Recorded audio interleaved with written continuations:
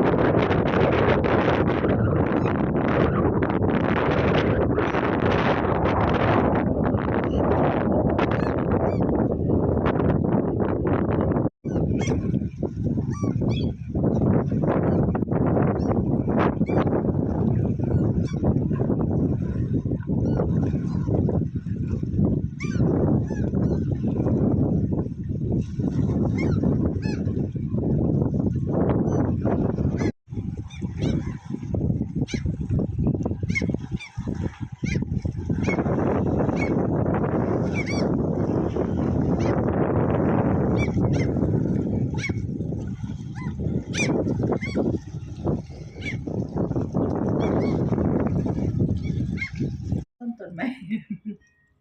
บ่สนดอกเขาตัดออกพวกมื้อนี้มันเก่งอีหลีเด้มันขับรถนี่โอ้ยเก่งบ่ได้เงินบ่ได้ไปกับพี่มาล่ะ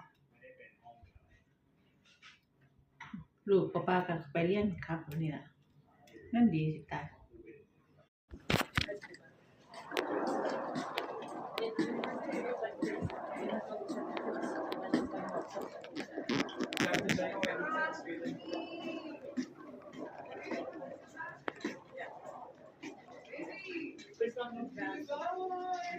Dice por la mañana